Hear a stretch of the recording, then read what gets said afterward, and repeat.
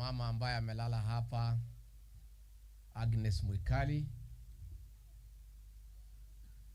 akiongozwa na Bishop wetu Daktari Mulinge, maaskofu ambayo walifika hapa, members of the family, viongozi wetu wakiongozwa na mheshimiwa senator wetu Manzo, na wale wote ambayo wameweza kufika hapa, na watu ya Kalawa. Hamjambo? Baitu moyaseo ingi moyaini museo na mabinda onde. God is good and all the time. Nisalimieni ya hewa. Bwana Yesu asifiwe. Bwana Yesu asifiwe tena. Asanteni sana. Bishop na familia yenu, tungetaka pia kuleta rabirabi zetu. Mimi na mama na watoto wangu tumefika hapa kumsindikisha huyu mama shupavu ambaye Mungu alimbariki akaishi miaka mingi. Na kwa sababu huyu Bishop Dr. Mulingi ni family friend wetu, ndio tumefika hapa, kwa sababu tangu wapatane na Pastor Dorcas tumekuwa pamoja kama familia na tumekuwa one family. Kwa hivyo ndio tumefika hapa pia kuja kutoa heshima zetu za mwisho kwa huyu mama kiongozi ambaye amefanya kazi nyingi sana ya kuzaa na kulea watoto 10, watoto ambaye pia ni viongozi, watoto ambaye pia ni watu ya heshima. Na kwa hivyo tuko hapa kwa sababu ya kutoa hiyo heshima, kwa sababu mambo ya urafiki ni mambo ya maana sana, na sisi tunataka we create relationships, watu wajuane, wapendane, ndio tukiendelea mbele unakuwa na marafiki kila pahali katika Jamhuri ya Kenya. Kwa hivyo mimi pia nimefurahi sana kufika hapa Makueni. Tumekuja kwa hii milima, tukaona hii pahali iko mzuri sana, iko green. Sijui kama inakuwaga namna hii throughout ama ni wakati ya mvua. So karibu nianze kusema nitafutiwe shamba. Tukaona maembe, tukaona watu na tukafurahi sana.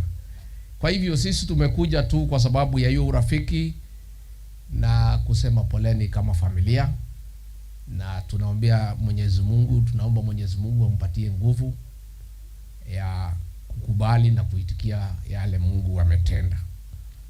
Viongozi wameongea mambo mingi sana hapa, mimi naunga yote mkono. Sisi tuko katika harakati za kutengeneza urafiki wa maana. Sisi wale tumetoka pande ile ya mlima, juzi tumeshikana kama Gemba, Ikoyo, Embu, Meru, Anakamba.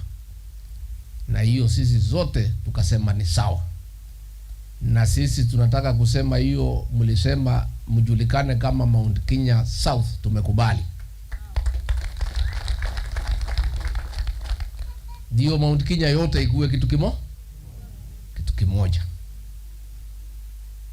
Na sisi na nyinyi we are cousins. Sisi ni cousins. Hata tunashangaa ni nani alikuja katikati yetu, tumekuwa hatutembei pamoja. Hii miaka yote tukienda pande hii mnaenda pande hii. Na sisi ni watu lakini tunasemaga God's timing is wakati umefika. Sisi tuko na shukurani kubwa sana wa jamii ya Wakamba kwa kiongozi wetu Kalonzo Musyoka Stephen, kwa chama cha Wiper, kwa maseneta hawa wetu, kwa wabunge wetu. Mumetuonesha sisi urafiki wakati tunatiwa aibu na wale ambaye tulisaidia. Nyinyi hatukusaidia nyinyi, tulisaidia wengine. Wametugeuka, saa ile wanatutesa, nyinyi mumekuja kusaidia sisi. Sisi ni watu ya shukurani sana. Na hatuwezi sahau ile watu ya Wiper kiongozwa na Stephen Kalonzo Musyoka, mumetuonesha juzi. Imetengeneza urafiki wa kudumu na wa maisha kati ya nyinyi na sisi. Na sisi si watu ya kuongea hivi hivi. Tukiamua watu ni marafiki zetu, inakuwaga namna hiyo. Pia tunakumbuka mwaka wa 2007 kiongozi wenu Stephen Kalonzo Musyoka alisaidia Mwai Kibaki akiwa na matatizo, ameshida kura ya rais lakini hana wabunge ya kuendesha serikali. Kalonzo akakuja akamsaidia Mwai Kibaki, akasaidia serikali yake, na hiyo serikali ya Kibaki na Kalonzo ndio ilifanya ile maendeleo ya uchumi haijaonekana Kenya tangu independence. Na sisi tulisahau kulipa Kalonzo hiyo deni. Iko. Na sisi ni watu ya kulipa madeni. Tulikuwa na ya Ruto tumelipa, sisi hatuna deni yake sasa. Si tumelipa yeye. Tulikuwa tunataka kulipa na installment, tumemlipa the first installment, ameleta madharau. Tumesema hiyo deni imekui. Sisi hatuna deni yake. Sisi tuko free. Sasa tuko na madeni nyingine kidogo ndio tunataka tulipalipe madeni. Tukae bila deni. Si ndio? Sisi tuko na deni ya Kalonzo na nyinyi. Kwa hivyo mimi nataka niseme tunaongea na kiongozi Kalonzo, mimi na viongozi tunaongea. Na tutapanga vizuri. Na Wakenya wengine kina Eugene Wamalwa, wengine kila pahali huko Masaini, we are talking as Kenyans, tukitafuta njia vile tutajipanga vizuri kwa sababu ya uchumi wa Kenya yetu, na tumalize mambo ya uongo katika hii Kenya. Tunataka hii Kenya isonge mbele. Yangu tu ni kuomba nyinyi watu ya Ukambani, hii uongozi na siasa ni hesabu. Nyinyi mjiandikishe kura. Vile nominated MCA amesema hapa, huyo mama ameongea vizuri, amesema uongozi ni kujiandikisha kura na kupiga. Tukipiga hesabu, Kaiza hii ndio uongoze inatakana 50+1. Na nyinyi lazima muongeze kura yenu sasa.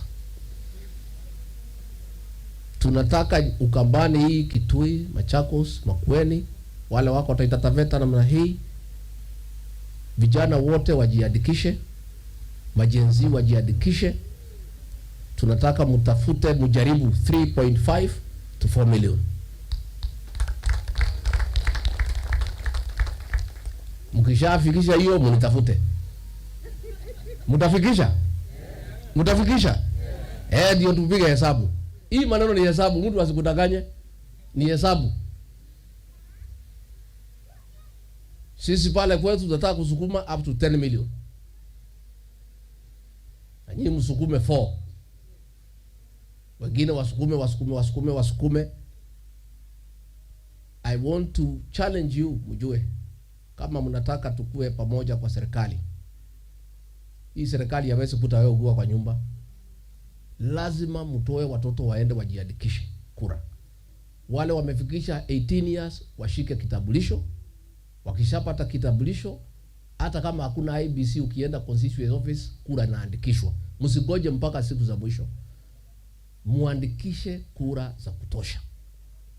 Then sisi tutafutana na Kalonzo, na sisi na marafiki wengi sana tunaongea. Na tuko na formula. Na sisi Waititu na Wamuchomba atakwambia sisi hatuendage pahali ya kuanguka. Hatuko. Pahali utasikia sisi tuko ndio itashinda.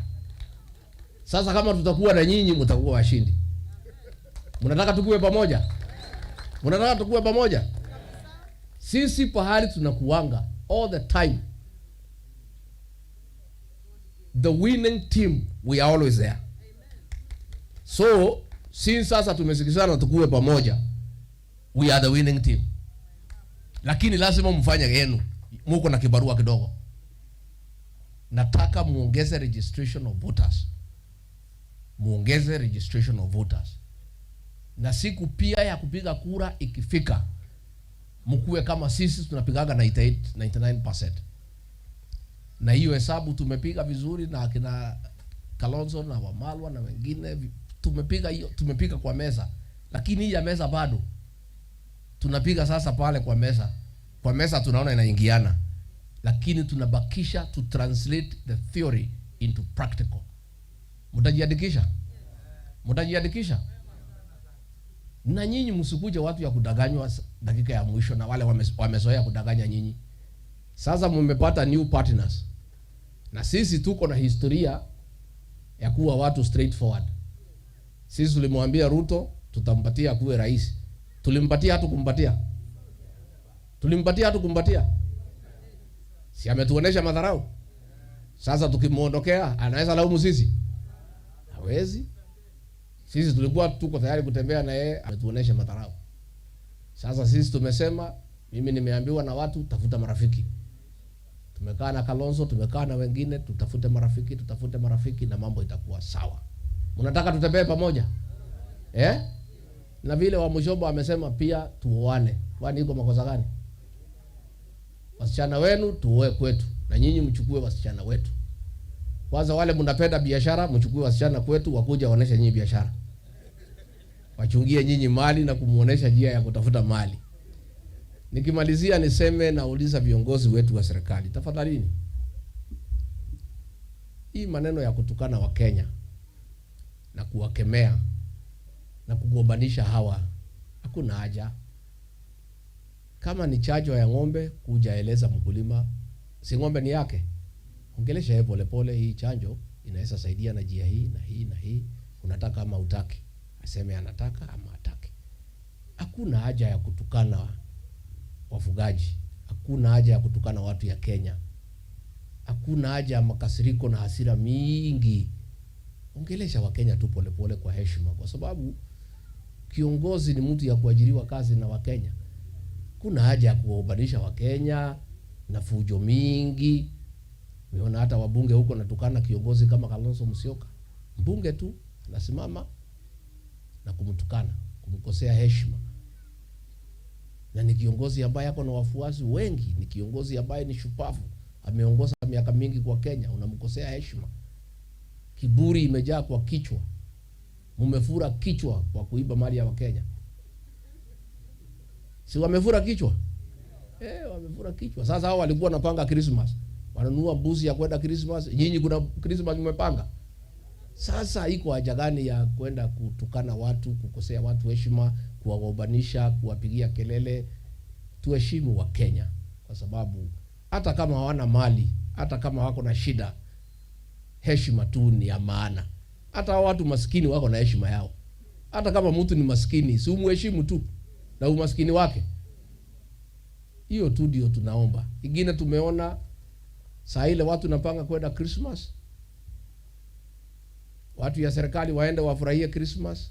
Wamenunua mambuzi na nini, wamebomolea maskini manyumba, watakaa nje wakati ya Christmas. Hii maneno ya kubomolea maskini manyumba yao. Tumeona pale Nairobi akina mama wanalia, hawana pahali ya kukaa wakati ya Christmas. Si mungengoja hata wakule Christmas kama lazima mbomoe mkuje mwaka ujao. Na hii ni mambo tulikuwa tumesema kwa serikali yetu, mambo ya kubomolea watu hatutafanya. Kwa hivyo tunaomba tafadhali tukue na huruma kwa watu maskini, kwa Wakenya wa kawaida. Tusiwahangaishe, tusisumbue hawa, tuwapatie pia nafasi waishi kama Wakenya, kwa sababu ni muhimu sana. Kwa hivyo mimi ningetaka niseme watu ya Makueni nimeshukuru sana. Sana sana. Na mtaanza kuona sisi huku tukija kutembea. Mnataka tukuje? Sisi tunataka tutengeneze uhusiano ya kisiasa ya miaka na miaka. Na this coming election ndio tutasil urafiki wetu kwa debe. Najua urafiki inakuja pale kwa debe. Nyinyi mlikuwa mnaweka debe yenu, sisi tunaweka yetu. Sasa tunataka tuweke debe moja. Tutaweka debe moja? Na tutakubaliana, hakuna shida. Tutakaa viongozi, tuone vile tutapanga vizuri, tukae, tukuje tumwambie nyinyi mpango ni huu. Nyinyi sasa mfanye yenu. Bora tutafute serikali ya kulinda uchumi na ya kuheshimu wa Kenya, na sio ya utawala ya lazima na kutumia DCI kufanya siasa. Mtu akisema kitu huko kwetu siku ya Jamhuri Day watu walikataa kusikiza hotuba. Sasa viongozi wanashikwa. ati watu hawakusikiza hotuba ya rais. Sasa raia anasema simshike sisi. Si hao ndio walikataa kusikiza. Sasa utashika kila mtu. Vile mimi naona hii Kenya ikienda itabidi maseli panuliwe. Sababu kila mtu amekuwa kichwa ngumu. Watu wamechoka, watu wamerevuka. Sasa ukiwa kazi yako ni kushika watu, utashika mpaka nani? Hii watu watakaa jela gani? Na jela zimejaa tayari. Si usungumzie watu ujue ni kwa nini wanakataa kusikiza hotuba. Si urekebishe hiyo hotuba uweke mambo ya ukweli. Hakuna haja ya kuhangaisha viongozi, ma-MCA wanashikwa, MPs wanashikwa, nani nashikwa. Sasa utatawala namna gani kupitia polisi? Polisi hawezi saidia mtu kutawala. Utaongelesha Wakenya vizuri, ujue ni kwa nini wamekasirika, urekebishe. Ukirekebisha basi utakuwa na amani. Lakini kushika watu na kufungia, hiyo hapana solution. Sasa tuliona huko jana Nyandarua watu wamejaa kwa barabara, nasema usike MCA ni sisi. Tumejilete, fungia sisi. So hiyo maneno ya uongozi wa lazima na wakifua hawezi fanya kazi katika Jamhuri la Kenya. Kwa hivyo mimi nimeshukuru sana watu ya Kalawa. Hapa ndio kwa Joseph Munyao. Huyo mzee unajua alikuwa rafiki sana ya Mwai Kibaki. Si mnajua? So tunajua Boni kwa sababu kupitia huyo mzee zamani. Alikuwa rafiki sana ya mzee Mwai Kibaki mpaka kuwa waziri katika serikali yake. Na alikuwa secretary general ya chama cha DP wakiwa pale na mzee Mwai Kibaki. Kwa hivyo tukiwa hapa tunajisikia tuko nyumbani. Tumeshukuru sana kwa vile mmetukaribisha, na Mungu akitujalia tutakuja tena na tena. Na asanteni sana kwa huyu Senator Manzo, ni kiongozi wa maana sana. Mtamshikilia? Na ni wakili shupavu na anatusaidia sana. Watu wetu wakishikwa anaenda kuwatetea. Na pia anakuwa pale kwa ma-TV kila asubuhi. Ako na akili mingi zaidi na Kiingereza mingi zaidi. So mtaendelea kumshikilia? Pia mbunge wenu hapa mwambie nimesema asante sana. Kivasu alitushikilia pale. Alitushikilia pale siku tulikuwa na matatizo, tulishukuru sana. Kwa hivyo asanteni sana, Mungu awabariki. Thank you very much.